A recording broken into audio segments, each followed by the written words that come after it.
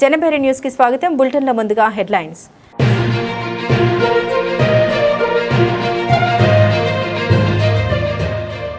CM Chandrababu వాహన శ్రేణి కుదింపు. ప్రధాని మోదీ పిలుపుతో కాన్వాయ్ తగ్గించుకున్న ముఖ్యమంత్రి.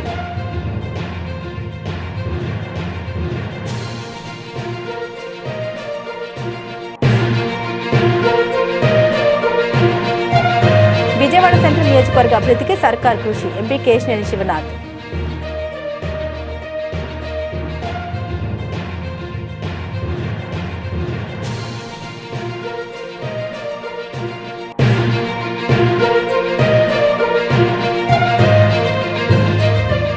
నూతన రహదారిని ప్రారంభించిన విప్ ఎమ్మెల్యే యార్లగడ్డ వెంకట్రావు.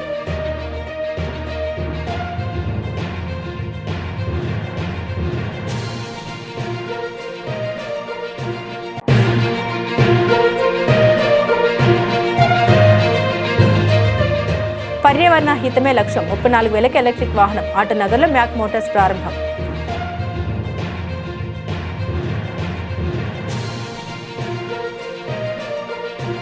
ప్రధాని నరేంద్ర మోదీ ఇచ్చిన పిలుపు మేరకు ముఖ్యమంత్రి చంద్రబాబు నాయుడు తన వాహన శ్రేణిని కుదించుకున్నారు. మొత్తం 12 వాహనాల కాన్వాయ్ను 4 వాహనాలకు తగ్గించుకున్నారు.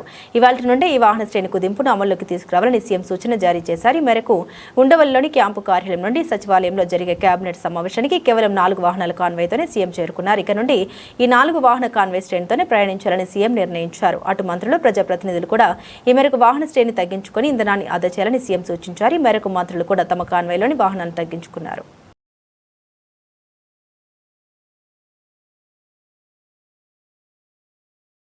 విజయవాడ నగరాన్ని రాజధాని అమరావతికి ధీటుగా అత్యంత సుందరంగా తీర్చిదిద్దడమే కూటమి ప్రభుత్వ లక్ష్యమని విజయవాడ ఎంపీ కేశినేని చిన్ని వెల్లడించారు. గత వైసీపీ ప్రభుత్వ హయాంలో నగర కార్పొరేషన్ అభివృద్ధి కుంటుపడిందని విమర్శించారు. ప్రభుత్వ అభివృద్ధి పనుల్ని చూసి అనేక మంది బీసీ మైనార్టీ నాయకులు పార్టీలో చేరుతున్నారని స్పష్టం చేశారు. ఎంపీ కార్యాలయం ఎన్టీఆర్ భవన్లో విజయవాడ పశ్చిమ నియోజకవర్గం నుండి 100 మంది వైసీపీ నాయకులు, కార్యకర్తలు ఎంపీ సమక్షంలో టీడీపీలో చేరారు. ఈ కార్యక్రమంలో ఎంపీ కేసీఆర్, శివన్న చిన్ని, మాజీ MLC Buddha Venkanna, Dudekula corporation chairman Nagul Meera, Fathaulla తదితరులు పాల్గొన్నారు. ఈ సందర్భంగా వారు మాట్లాడారు. నగర అభివృద్ధి, ప్రజా సమస్యల పరిష్కారంపై ప్రభుత్వం చిత్తశుద్ధితో పనిచేస్తోందన్నారు. ప్రభుత్వ స్థలాల్లో 150 గజాల్లోపు నివసిస్తున్న వారికి పట్టాలు పంపిణీ చేయాలని ముఖ్యమంత్రి నారా చంద్రబాబు నాయుడు కలెక్టర్ను ఆదేశించారన్నారు. ఇవాళ విజయవాడ నగరం, ముఖ్యంగా పశ్చిమ నియోజకవర్గంలో తెలుగుదేశం పార్టీ గతం కంటే భిన్నంగా అందరం కూడా కలిసికట్టుగా పార్టీ బలోపేతాన్ని గట్టిగా కృషి చేస్తున్నాం. దానిలో భాగంగా చూస్తే ఏ నియోజకవర్గం లేని విధంగా పశ్చిమ నియోజకవర్గంలో సంస్థాగతంగా తెలుగుదేశం పార్టీ చాలా గట్టి పార్టీగా ఇవాళ నిలబడింది. అన్నిటికన్నా ముఖ్యంగా పెద్ద పెద్ద నాయకులు ఉన్న ఈ నియోజకవర్గంలో అందరం కూడా కలిసికట్టుగా గ్రూపులకి ఇది లేకుండా తీసుకెళ్తున్నాం. ఇక విజయవాడ నగరం ఇవాళ కార్పొరేషన్, విజయవాడ నగరం మున్సిపల్ కార్పొరేషన్ మొన్నటిదాకా వైసీపీ నాయకత్వంలో ఉండేది. ఒక్క రాయి కూడా ఈ కార్పొరేషన్కి ఒక్క రాయి కూడా వేయలేని పరిస్థితి ఇవాళ వైసీపీది. మేము అధికారంలోకి వచ్చినాక నగరం కార్పొరేషన్ అభివృద్ధికి ఎన్నో కృషి చేశాం. దానిలో భాగంగా మొన్న కూడా గౌరవ ముఖ్యమంత్రి నారా చంద్రబాబు నాయుడు గారి సమక్షంలో చాలా కోరికలు ఇవాళ విజయవాడ నగరం మీద కోరాం. దాంట్లో ముఖ్యంగా కొండ ప్రాంత వాసులకి జీవో నెంబర్ 30 ద్వారా ప్రభుత్వ స్థలాల్లో 150 గజాలు స్థలం ఉన్న ఎవరికైనా సుమారు 45,000 నుంచి 50 కుటుంబాలకి పట్టా పంపిణీ కార్యక్రమం గౌరవ కలెక్టర్ గారికి ముఖ్యమంత్రి గారు ఇమ్మీడియట్గా చేయమని ఆదేశించారు. దానిలో భాగంగా అందరూ విజయవాడ నగర వాసులందరూ దాన్ని సద్వినియోగం. ప్రజల ఆకాంక్షకు అనుగుణంగా విజయవాడ పార్లమెంట్ లో 2,85,000తో గెలిచినటువంటి చిన్ని గారు గ్రేటర్ చేస్తే ఇంకా చాలా అద్భుతంగా అభివృద్ధి చెందుతుందనేటువంటి ఆలోచనతో చంద్రబాబు నాయుడు గారిని, లోకేష్ గారిని అనేక దఫాలుగా ఇక్కడ ఉన్నటువంటి ఎమ్మెల్యేలు కానీ, ప్రజలు కానీ కోరిక. ఎందుకంటే ఇవాళ చంద్రబాబు నాయుడు గారు కానీ, లోకేష్ గారు కానీ వాళ్ళ చిన్ని గారు చెప్తే వింటారు అనేది అందరికీ తెలిసిన సత్యం. ఎందుకంటే ఆయన ఎక్కువగా కష్టపడుతున్నాడు. వాళ్ళ ఆంధ్ర క్రికెట్ అసోసియేషన్ అధ్యక్షుడిగా దాదాపుగా విజయవాడ పార్లమెంట్ చరిత్రలో ప్రజలకు బాగా దగ్గరగా ఉన్నటువంటి వ్యక్తి చిన్ని గారు. ఖచ్చితంగా గ్రేటర్ కావాలనేది మనందరి ఆకాంక్ష. తప్పకుండా వారి నాయకత్వంలో అవుద్ది. పశ్చిమ నియోజకవర్గం ఒకప్పుడు కమ్యూనిస్టులకు కాంగ్రెస్ అడ్డాగా ఉన్నటువంటి నేపథ్యంలో చరిత్ర సృష్టించే విధంగా ఎంపీ గారికి 57,000, ఎమ్మెల్యేకి 47,000 మెజార్టీ వచ్చింది. ఇవాళ తెలుగుదేశం పార్టీ అడ్డాగా మారింది. వాళ్ళ హబీబు వాళ్ళ అనుచరులతోటి తెలుగుదేశం పార్టీలో చేరుతున్నందుకు అతనికి హృదయపూర్వకంగా నేను అభినందనలు తెలియజేస్తా ఉన్నాను. ముఖ్యంగా ముస్లింల్లో పార్టీ పట్ల అభిమానం ఉంది. చిన్ని గారి కుటుంబం పట్ల, చిన్ని పట్ల ముస్లింలకు వ్యక్తిగత అభిమానం కూడా ఉంది. ఎందుకంటే వాళ్ళు ఫస్ట్ నుంచి మోటార్ ఫీల్డ్లో ఉండటం వల్ల విజయవాడ పార్లమెంట్లో అత్యధికంగా ఇవాళ పశ్చిమ నియోజకవర్గంలో పార్టీకి అగ్రనాయకత్వం ఉంది. మరి పార్లమెంట్ సభ్యులుగా కేసీఆర్ శివనాథ్ చిన్ని గారి ఎన్నికైనప్పటి నుంచి అక్కడ ఆయనే కోఆర్డినేటర్గా పనిచేస్తూ అందరినీ ఒక్క తాటిపై, ఎప్పుడు మీరు చూసి ఉండరు ఇలాగా ప్రతి విషయంలో ఒక్క తాటిపై నడిపిస్తూ ఏ కార్యక్రమం ఉన్నా అందరిని కలుపుకొని, చిన్న పెద్ద తేడా లేకుండా కలుపుకొని వెళ్తున్నారు. దానికి ఆయనకి ప్రత్యేక ధన్యవాదాలు తెలుపుతూ, ఇప్పుడు గ్రేటర్ విజయవాడ గురించి చెప్పారు. పార్లమెంట్ సభ్యులు గ్రేటర్ విజయవాడ చేయడానికి అనేక సార్లు ముఖ్యమంత్రి గారితో, అలాగే మా వర్కింగ్ ప్రెసిడెంట్ గారు అయినటువంటి నారా లోకేష్ బాబు గారితో అనేక సార్లు చర్చించారు. అంటే గ్రేటర్ విజయవాడ అయితే ఏమిటి లాభం అని ప్రశ్నించవచ్చు. ఈ విజయవాడకి అనుబంధంగా ఉన్నటువంటి పల్లెలు ఏవైతే ఉన్నాయో, నగరాలు ఏవైతే ఉన్నాయో, అవన్నిటికీ కృష్ణా వాటర్ రావడం కానీ, లేదా కేంద్ర ప్రభుత్వం నుంచి నిధులు రావడం కానీ అనేకమైనటువంటి 2019లో కానీ చంద్రబాబు నాయుడు గారు మళ్ళీ ముఖ్యమంత్రి అయితే కంపల్సరీ ఈ విజయవాడని గ్రేటర్ విజయవాడ చేసేవారు ఆయన. ఎందుకంటే ఆయన అప్పుడు గ్రేటర్ చేసినవన్నీ కూడా ఆయన ముఖ్యమంత్రిగా ఉన్న తరుణంలోనే చేసినటువంటి. ఏదైతే మాకు 2014లో ఎన్నికలు అభివృద్ధి పదంలో నడుపుతున్నారు. అలాగే నారా లోకేష్ గారు పార్టీ వ్యవస్థాగత ఇష్యూస్ని చూసుకొని పార్టీను పటిష్టంగా నడుస్తూ కార్యకర్తలకు ఎక్కడ ఆపద వచ్చినా కూడా ఆదుకునే నాయకుడు నారా లోకేష్. ఇటువంటి నాయకత్వంలో పనిచేయాలి మేము అని వైఎస్ఆర్సీపీ నుంచి 34వ డివిజన్ నుంచి ఈరోజు 100 మంది తెలుగు కార్యకర్తలు, నాయకులు వైఎస్ఆర్సీపీ నుంచి మన విజయవాడ పార్లమెంట్ సభ్యులు కేశినేని శివనాథ్ చిన్ని గారి ఆధ్వర్యంలో పార్టీలో చేరటం జరిగింది. చిన్ని గారు స్వయంగా వీరికి తెలుగుదేశం పార్టీ కండువాలను కప్పి తెలుగుదేశం పార్టీలో ఆహ్వానించడం జరిగింది. తెలుగుదేశం పార్టీతోనే అభివృద్ధి, తెలుగుదేశం పార్టీ ఉంటేనే రాష్ట్రాభివృద్ధి కానీ, నగరాభివృద్ధి కానీ, రేపు విజయవాడ నగరం నగరంగా అవతరించబోతుంది. ఇటువంటి కారణాలు, ఇటువంటి పరిస్థితుల్లో వీరు మేము చిన్ని గారితోనే పయనిస్తాం, చిన్ని గారితోనే ఈ నగరాభివృద్ధి అని బలంగా నవ్వి చంద్రబాబు నాయుడు గారి నాయకత్వం ఈ రాష్ట్రానికి కావాలని తెలుగుదేశం పార్టీలో చేరటం జరిగింది. వీరందరికీ మేము కూడా స్వాగతం పలుకుతున్నాం, ఆహ్వానిస్తున్నాం. అందరికీ నమస్కారం అండి. నా పేరు షేక్ తస్లీం బాను.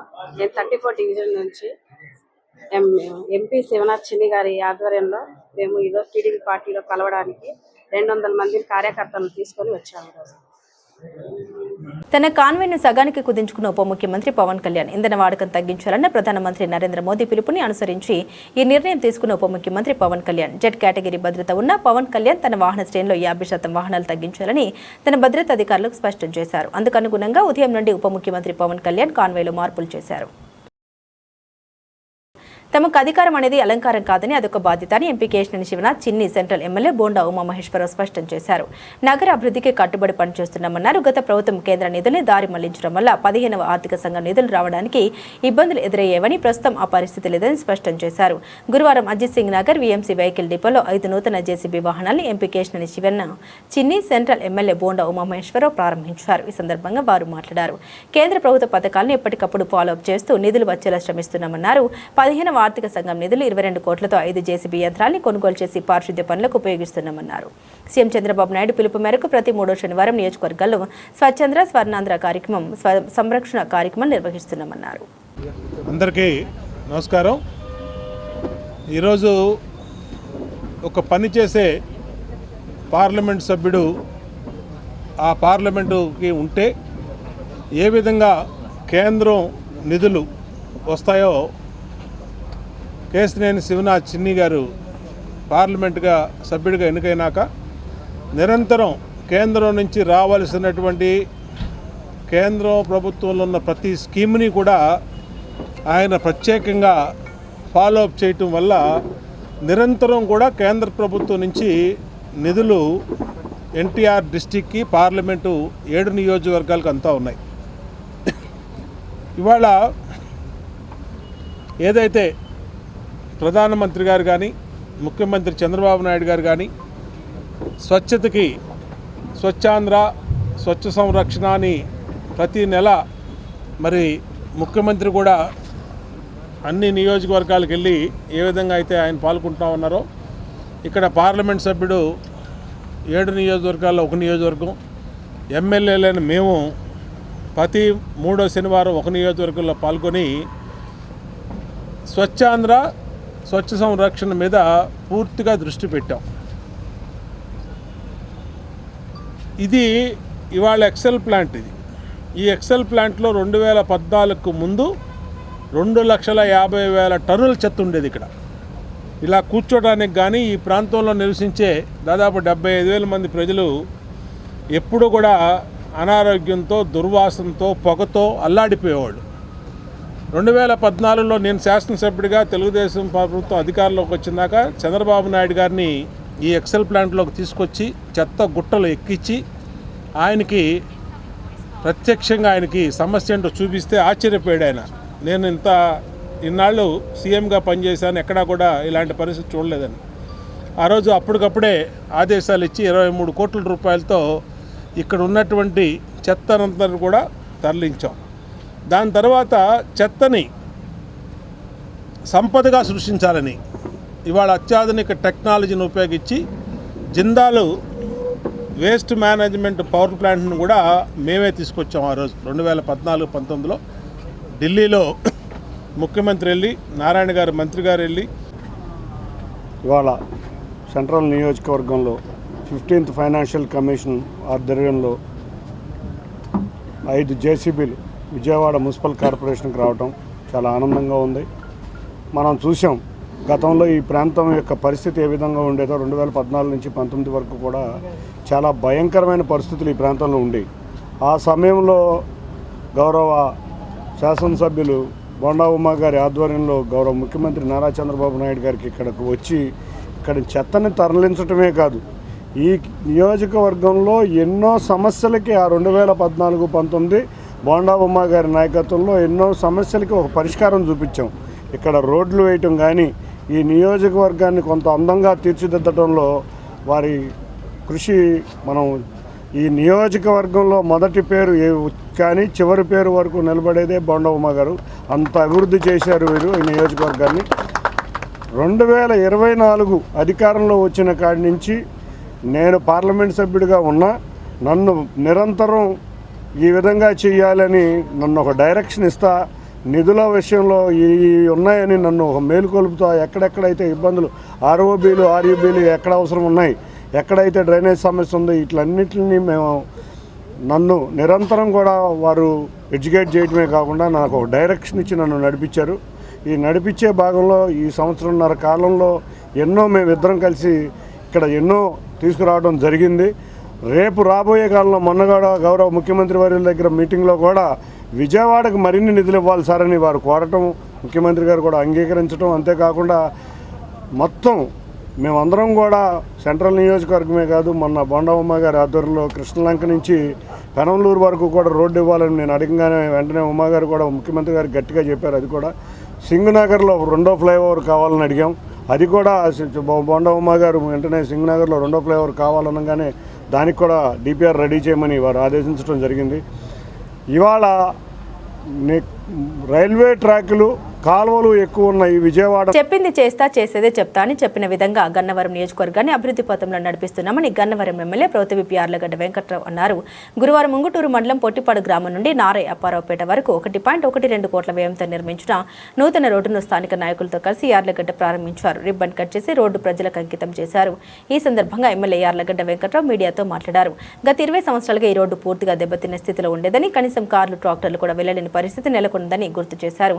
ముంగుటూరు మండల ఎంపీడీఓ ఈ సత్యకుమార్, మండల టీడీపీ అధ్యక్షులు కొలుసు రవీంద్ర, ప్రధాన కార్యదర్శి కుందరి చంద్రశేఖర్, గ్రామ టీడీపీ అధ్యక్షులు ఈ రవికుమార్, రాష్ట్ర మాల కార్పొరేషన్ డైరెక్టర్ దయ్యాల రాజేశ్వరరావు, రాష్ట్ర టీడీపీ కార్యదర్శి మాల్పూరి సాయి కళ్యాణి, అట్లూరి నాని, గూడపాటి వెంకటేశ్వరరావు, తాడిపాముల నాగయ్య, గుడ్డేటి సుమతి, ఆరుమల్ల కృష్ణారెడ్డి, కొంటేటి వెంకటేశ్వరరావు, మేడపల్లి రమ, బెజవాడ నాగేశ్వరరావు, బోనం సూరిబాబు, పెంటపాటి సీతయ్య, రమేష్, ఎలవర్తి నిఖిల్, రాజబండి శివాజీ, కొసరాజు సాయిరాం, ఎర్రగుంట్ల వినోద్, నిమ్మకూరి మహేష్, రమేష్, షేక్ సుబాని, షేక్ వలి, అట్లూరి సురేంద్ర, కడియాల బాబు, వేమారెడ్డి శ్రీనివాసరావు, కొల్లి విష్ణు, గరిమెల వరప్రసాద్, అన్ని చైతన్య, కొమ్మరెడ్డి రాజేష్, నిమ్మకూరి మధు, చెల్లగుల సందీప్, కొల్లూరు శ్రీ చంద్రకాంత్, దారం విజయ్, కొండేటి నాగరాజు, రాజులపట్ నాగరాజు, యార్లగడ్డ విజయ్, పోతినేని బాపయ్య చౌదరి, ఏలూరు కోటయ్య తదితరులు పాల్గొన్నారు. స్థానిక మీడియా సోదరు కూడా తెలిసిందే, గత 20 సంవత్సరాలుగా ఈ రోడ్డు దారుణంగా ఉండే పరిస్థితి. ఇక్కడి నుంచి నారాయణపురపేట గ్రామం వెళ్ళడానికి సరైన రోడ్ లేక ఆఖరికి చెట్లు బలంగా పెరిగిపోయినా రెండు పక్కల వచ్చినా కనీసం కారు ట్రాక్టర్ ఏది వెళ్తానికి అనుకూలంగా లేకపోతే 7 సంవత్సరాల క్రితం నా సొంత డబ్బులతో నా మెషిన్తో క్లీన్ చేయించి పెట్టాను. మళ్ళీ తర్వాత ఈ రోడ్డు ఆదరణ నోచుకోవాలా 10 ఏళ్ళు గత పాలకులు గాలి కుదిలేశారు. 20 సంవత్సరాల నుంచి లేని రోడ్డుకి ఎన్ఆర్జీఎస్ డబ్బులు మనకు తక్కువ వచ్చినా చిన్న గ్రామం చూడకుండా 1,12,50,000తో ఈ రోడ్డు వేసినందుకు ఈ గ్రామస్తులకు చెప్పే ఎన్నికలు ఈ రోడ్డు వేసినాకే మీ ఊరు వస్తానని చెప్పా. ఈ మధ్యకాలంలో పార్టీ ప్రెసిడెంట్ ఇంట్లో వాళ్ళ బంధువులు ఎవరో చనిపోతే ఆ పలకరించడానికి వెళ్ళాల్సి వచ్చేది. అప్పుడు రోడ్డు వేసేసారు, నేను ఓపెన్ చేయలేదు. కానీ చెప్పిందే చేస్తా, చేసేదే చెప్తా తప్ప గత పాలకుల్లాగా శంకుస్థాపనలో శిలాఫలకాలు వేసి వాటిని గాలికి వదిలేసి మళ్ళీ చేసి శంకుస్థాపనలో మళ్ళీ చేసి అలాంటి కార్యక్రమాలు చేయనని చెప్పా. అలాగే ఈ గ్రామానికి చిన్న గ్రామం అయినా 25 లక్షల రూపాయలతో రోడ్డు జిల్లా పరిషత్తో మాట్లాడి 25 లక్షల రూపాయలు కేటాయించారు. 2-3 రోజుల్లో పనులు ప్రారంభమవుతాయి. ఆ రైలింగ్ కూడా వంతునికి పడిపోయి ఉంటే దాని నిమిత్తం 25 లక్షలు జిల్లా పరిషత్ కానీ ప్రభుత్వం నుంచి 4 కోట్లు 25 లక్షల రూపాయల అభివృద్ధి పనులు పొట్టిపాడు గ్రామానికి సంబంధించి చేశామంటే ఈ నియోజకవర్గంలో పార్టీకి ఉన్న చిత్తశుద్ధి, ఎన్డీఏ ప్రభుత్వానికి ఉన్న చిత్తశుద్ధిని ప్రజలు గమనించాలని కోరుతూ, అలాగే గతంలో 20 సంవత్సరాలు లేని రోడ్డు వేసినందుకు ఆ గ్రామస్తులు ఇచ్చిన హామీని నేను ఏదైతే చెప్పానో అదే చేస్తానంటే ఈ రోడ్డు ఒక తార్కాణం. ఈరోజు ఈ రోడ్డు ఓపెనింగ్ పెట్టి ఈ గ్రామంలో పెళ్లి కార్యక్రమం ఉంది, అందుకని ఈరోజే పెడదామని గ్రామస్తుల కోరిక మేరకు వాళ్ళు ఓపెన్ చేయడం జరిగింది. అలాగే రాబోయే కాలంలో 1-2 గ్రామాల్లో మట్టి మొదలు పెడుతున్నారు. పంచాయతీకి సంబంధించిన పర్మిషన్ లేదు కాబట్టి ఎంపీడీఓల్ని ఎంఆర్ఓకి లెటర్ వేయమని చెప్పి ఎంఆర్ఓలు అందరూ కలెక్టర్ గారికి లెటర్ రాస్తే ఆ గ్రామానికి సంబంధించిన గుళ్ళో బళ్ళో లేకపోతే BC community halls, SC community halls మెరక చేసుకుంటాం. కానీ అలాగే ఆ గ్రామంలోని బీసీ, ఎస్సీ, ఓసీ సోదరిమణులు ఎవరైనా ఆ మెషిన్కి 120, 130 ఇంకా తేల్చలేదు. మరి అధికారులు అడిగాను కానీ అది మా ఎన్డీఏ నాయకుల దగ్గర నుండి చేస్తారు. దీంట్లో తరతం భేదాలు చూడడం. గన్నవరం నియోజకవర్గంలో మట్టి అంతా పందికొప్పుల్లాగా కొంతమంది నాయకులు జేబు నింపుకోవడానికి తినపరిస్తుంది. నేను 34 మంది పిల్లలు చనిపోయారని బాధపడి నేను అసెంబ్లీలో ప్రెస్ మీట్ పెట్టాను. కానీ అసెంబ్లీ మీడియా పాయింట్లో దాని మీద ఇంకా లోతుల్లోకి వెళ్తే ఎఫ్ఐఆర్ని తీయమని పోలీస్ శాఖను ఆదేశిస్తే ఇంకా పెరిగిపోయింది. అంటే చెరువుల్లో పడి చనిపోయే సంఖ్య పెరిగిపోతుంది. దయచేసి ఎన్డీఏ కూటమి నాయకులందరినీ మనస్ఫూర్తిగా అభ్యర్థిస్తున్నా, మనం డీసిల్టింగ్ చేయాల్సి ప్రభుత్వం అనుమతించిన 2 అడుగులో 3 అడుగులో అంతవరకే మీరు దగ్గరుండి ఏర్పాట్లు చూడండి. నేను ప్రతి గ్రామం రాలేను. నేను ఆకస్మికంగా 2-3 చెరువులు తనిఖీ చేయగలను. గత పాలకులు ఏదైతే తాడి చెట్టులో తవ్వి ఈ 40-50 మంది చనిపోయారనేది రిపోర్ట్లు. ఇంతమంది చావు కారణం మానవ తప్పిదమైతే క్షమార్హం లేదు. డెఫినెట్గా ఆ పాపం శాపంలో వెంటాడుతుందని నేను భావిస్తున్నాను. అలాగే నాయకులు కూడా సూచిస్తున్నా, బీసీ, ఎస్సీ, ఓసీ సోదరులు ఎవరికైనా వాళ్ళ ఇళ్ల స్థలాలు మెరుగు చేసుకుంటే మొట్టమొదటి అవకాశం ఇచ్చి ఆ తర్వాత ఇంకా మట్టి ఉంటే 2-3 అడుగులు లోతే తీయండి, అంతకుమించి తీయొద్దు. మీరు కనుక ఎక్కువ తీస్తే నేనే వచ్చి వెరిఫై చేసి నేనే కేసులు పెట్టేస్తాను. దయచేసి ఆ అవకాశాన్ని, ఆ అవసరాన్ని నాకు కల్పించొద్దని మా నాయకులందరికీ హృదయపూర్వక నమస్కారంతో తెలియజేస్తూ, తర్వాత ఇంకా మిగిలితే ఆరుగాలం కష్టపడే రైతు సోదరులు వాళ్ళ పొలాలకు తోలుకోవాల్సిందిగా. గన్నవరం మట్టి పక్కకి తరలిపోయి అమ్ముకుని పందికొక్కుల్లో తిన్నారు తప్ప ఏ గ్రామంలో చూసినా దావాజీగూడ స్కూల్ చూడండి, మీరు ఏ స్కూల్ అయినా చూడండి, అన్ని పల్లాల్లో ఉన్న పరిస్థితి, ఉన్న స్కూల్ లాంటి స్థితి. వాటన్నింటినీ చూడాల్సిందిగా మీడియా కూడా ఒక కంట కనిపెట్టాల్సిందిగా మిమ్మల్ని కూడా మనస్ఫూర్తిగా అభ్యర్థిస్తూ, గన్నవరం నియోజకవర్గ ప్రజలకి గన్నవరం గురజాడ ఇది నేను ఎన్నో మీటింగుల్లో చెప్పాను. దేశం అంటే మట్టి కాదు, దేశం అంటే మనుషులు. కానీ గన్నవరం అంటే మట్టి మట్టి మట్టిని దరిద్రం పోవాలని చెప్పా. గన్నవరం అంటే మనుషులని నిరూపించాల్సిన అవసరం ఉందని చెప్పా. అలాగే ఎస్సీబీసీ సోదరుల ఇళ్ల స్థలాలకి డెఫినెట్గా మనం ప్రథమ ప్రాధాన్యత అవసరం ఉంది. ఈవెన్ ఓసీ సోదరులకైనా ఎవరికైనా ఎవరికి అవసరమో వాళ్ళకి తోలుకుంటాకి సరిపోతుంది. సరిపోయిన తర్వాత ఏమైనా ఆలోచించేద్దాం తప్ప ముందే మేనిఫెస్టోలకు పెట్టి మీరు దీని వర్షాకాలం వచ్చే లోపు ఈ ఏ గ్రామంలోనూ 84 పంచాయతీల్లో ఏ గ్రామంలోనూ స్కూల్స్ కానీ, కమ్యూనిటీ హాల్స్ కానీ, గుడులు కానీ, బడులు కానీ ఏమైనా వీటన్నిటికీ మెరకలు చేయాల్సిన అవసరం ఉంది. ఈ అవకాశాన్ని వాడుకోవాల్సిందిగా ఎన్డీఏ కూటమి నాయకులందరినీ, బీజేపీ, జనసేన, తెలుగుదేశం పార్టీ నాయకులు పేరు కోరుతూ, అలాగే బూత్ లెవెల్ ఏజెంట్ దగ్గర నుంచి ఉండి పరిశీలించాల్సిందిగా పార్టీకి కూడా పిలుపునిస్తాం. Thank you so much. Shri Shaneshwara Swamy Jayanti Shani Amavasya పురస్కరించుకుని విజయవాడ సీతమ్మవారి పాదాల వద్ద ఉన్న శ్రీ ప్రత్యేక శనేశ్వర స్వామివారి దేవాలయంలో ఈ నెల 16వ తేదీ శనివారం ప్రత్యేక పూజలు, హోమాలు నిర్వహిస్తున్నట్లు ఆలయ కార్యనిర్వహణాధికారి కె. శ్రీనివాసరెడ్డి తెలిపారు. ఉదయం 5 గంటల నుండి స్వామివారికి తైలాభిషేకం, కలశ పూజ, హోమం జరుగుతుందని తెలిపారు. భక్తులు స్వామివారిని దర్శించుకుని స్వామివారి కృపకు పాత్రలు కావాలని కోరారు. శ్రీ శనేశ్వర స్వామి జయంతి శని అమావాస్య పురస్కరించుకుని విజయవాడ సీతమ్మవారి పాదాల వద్ద ఉన్న శ్రీ ప్రత్యేక శనేశ్వర స్వామివారి దేవాలయంలో శనివారం ప్రత్యేక పూజలు నిర్వహించారు. ఈ సందర్భంగా కార్యక్రమాల వివరాలు తెలిపే కరపత్రాలను కార్యనిర్వహణాధికారి కె. శ్రీనివాసరెడ్డి, ప్రధాన అర్చకులు శ్రీమన్నారాయణమూర్తి, ఆలయ అర్చకులు, కమిటీ సభ్యులు ఆవిష్కరించారు. అనంతరం కార్యనిర్వహణాధికారి శ్రీనివాసరెడ్డి మాట్లాడారు. శని అమావాస్య శనేశ్వర స్వామి జయంతి సందర్భంగా శనివారం ఉదయం 5 గంటల నుండి స్వామివారికి 5 గంటల నుండి తైలాభిషేకం, 8 గంటలకు కలశ పూజ, 9:30 గంటలకు హోమం ప్రారంభమవుతుందన్నారు. ఈ 3 కార్యక్రమాలను ప్రజలు సద్వినియోగం చేసుకుని స్వామివారి కృపకు పాత్రలు కావాల్సిందిగా కోరారు. ఓం నీలాంజనసమాభాసం రవిపుత్రం యమాగ్రజం ఛాయామార్తాండసంభూతం తం నమామి శనైశ్వరం. విజయవాడ పరమ పవిత్ర కృష్ణానది తీరాన సీతమ్మవారి పాదాల వద్ద వేంచేసిన ప్రత్యేక శ్రీ శనైశ్వర స్వామివారి దేవాలయంలో శనైశ్వర స్వామివారి జయంతి సందర్భంగా 16/5/2026 శనివారం శని అమావాస్యను పురస్కరించుకొని స్వామివారికి ఉదయం వేకువజామునే సుప్రభాత సేవ, పంచామృతాభిషేకం, ఉదయం 5 గంటల దగ్గర నుంచి భక్తులందరికీ ప్రవేశం కల్పించబడుతుంది.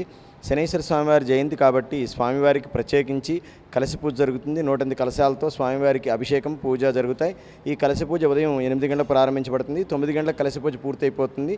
9 గంటల దగ్గర నుంచి శనీశ్వర హోమం జరుగుతుంది. ఈ కార్యక్రమానికి భక్తులందరూ కూడా స్వామివారిని దర్శించి తీర్థప్రసాదం స్వీకరించి తరించ ప్రార్థన, దేవస్థానం వారు అన్ని ఏర్పాట్లు చేసి ఉన్నారు. కాబట్టి భక్తులందరూ కూడా శని అమావాస్య, శని జయంతిని పురస్కరించుకొని స్వామివారికి చేసేటువంటి శనీశ్వర తైలాభిషేకం, కలశ పూజ, శనీశ్వర హోమం ఇత్యాది పుణ్య విశేష క్రతువులలో పాల్గొని స్వామివారి కృపకు పాత్రలు కావాల్సిందిగా కోరుచున్నాము. ప్రధాన అర్చకులు శ్రీమన్నారాయణమూర్తి, శనీశ్వర స్వామి దేవస్థానం, విజయవాడ. కె. శ్రీనివాసరెడ్డి, శ్రీ ప్రత్యేక శనీశ్వర స్వామివారి ఆలయంకు కార్యనిర్వహణాధికారిగా పనిచేస్తున్నాను. మే 16వ తారీఖున శనివారం ఉదయం 5 గంటల నుంచి శని అమావాస్య, శని జయంతి పురస్కార సందర్భంగా స్వామివారికి 5 గంటల నుంచి తైలాభిషేకం స్టార్ట్ అవును. 8 గంటలకు స్వామివారి జయంతి సందర్భంగా కలశ పూజ స్టార్ట్ అవును. స్వామివారి శని అమావాస్య వలన స్వామివారికి 9:30కి హోమం ప్రారంభమగును. ఈ 3 కూడా ప్రజలందరూ కూడా, భక్తులందరూ కూడా ఈ అవకాశాన్ని సద్వినియోగం చేసుకొని స్వామివారి కృపకు పాత్రులు కావాల్సిందిగా కోరుతున్నాము. మరియు భక్తులు ఎక్కువ మంది వచ్చే అవకాశం ఉన్నందున వాళ్ళందరికీ టెంట్ వేసి, టెంట్ కింద మరియు వాటరు, మజ్జిగ, ప్రసాదములు, ఉచిత ప్రసాదములు మరియు అన్నదానం కూడా ఏర్పాటు చేసి ఉన్నాము. కావున భక్తులందరూ కూడా అవకాశాన్ని సద్వినియోగం చేసుకొని స్వామివారి కృపకు బాధ్యులు కావాల్సిందిగా మనస్ఫూర్తిగా కోరుకుంటున్నాం. అందరికీ నమస్కారం. రేపు శనీశ్వర స్వామి జయంతి సందర్భంగా ఆ రోజు అందరూ వచ్చి హోమంలో పాల్గొని శనీశ్వరుని కృపకు పాత్రలు కావాల్సిందిగా కోరుచున్నాను. విజయవాడను పరిశుభ్రతలో ఆదర్శ నగరంగా తీర్చిదిద్దాలని విజయవాడ నగరపాలక సంస్థ కమిషనర్ ధ్యానచంద్ర అన్నారు. గురువారం ఉదయం నగర పర్యటనలో భాగంగా NTR colony, veterinary colony, Srinivasa Nagar, bank colony, film colony, Bharathi Nagar, Guru Nanak colony ప్రాంతాల్లో విస్తృతంగా పర్యటించి క్షేత్రస్థాయిలో పరిశీలన నిర్వహించారు.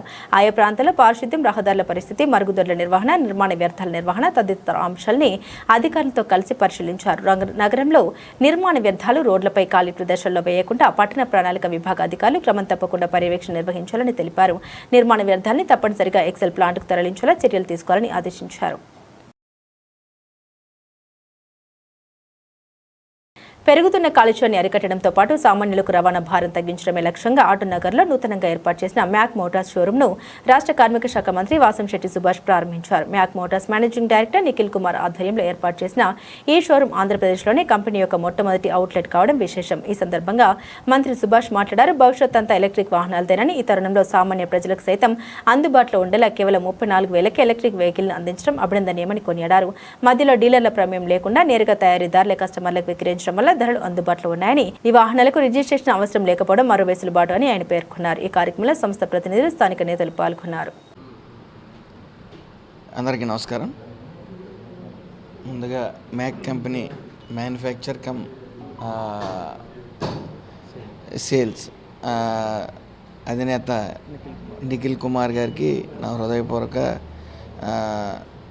శుభాకాంక్షలు తెలియజేస్తూ ఉన్నాను.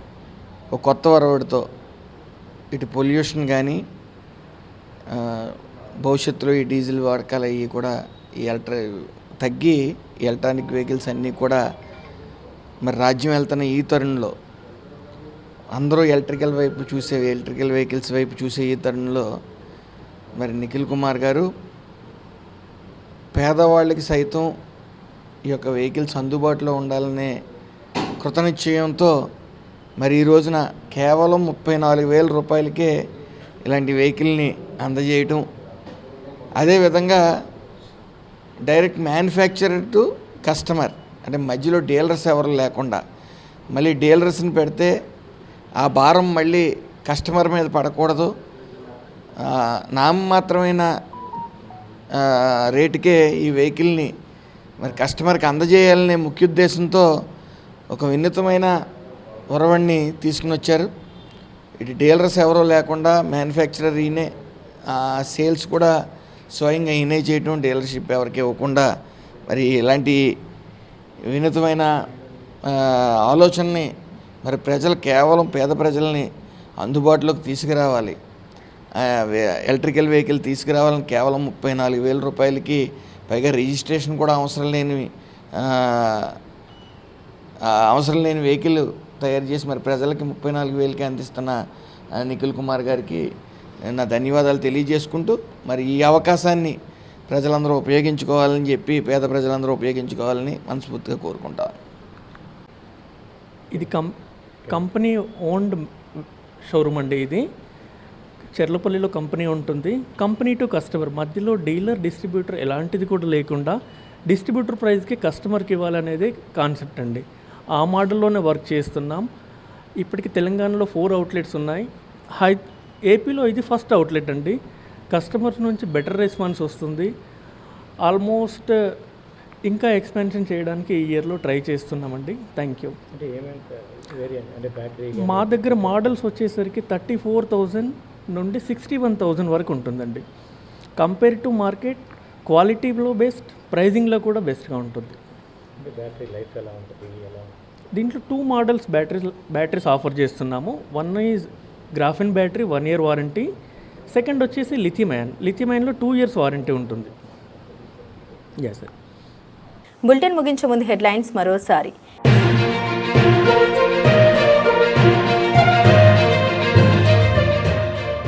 సీఎం చంద్రబాబు వాహన శ్రేణి కుదింపు, ప్రధాని మోదీ పిలుపుతో కాన్వాయ్ తగ్గించుకున్న ముఖ్యమంత్రి.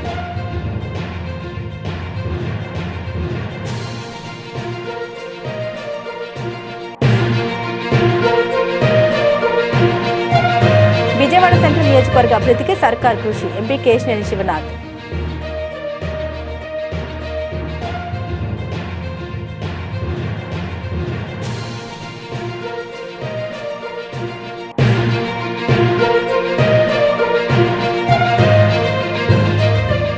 నూతన రహదారిని ప్రారంభించిన విప్ ఎమ్మెల్యే యార్లగడ్డ వెంకట్రావు.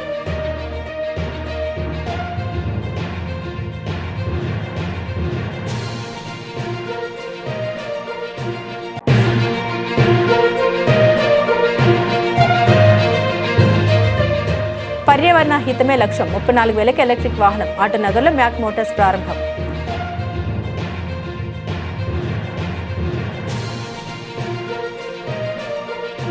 ఇవి బులెటిన్లోని విశేషాలు. తిరిగి మరో బులెటిన్తో మళ్ళీ కలుసుకుందాం. అంతవరకు సెలవు. నమస్కారం.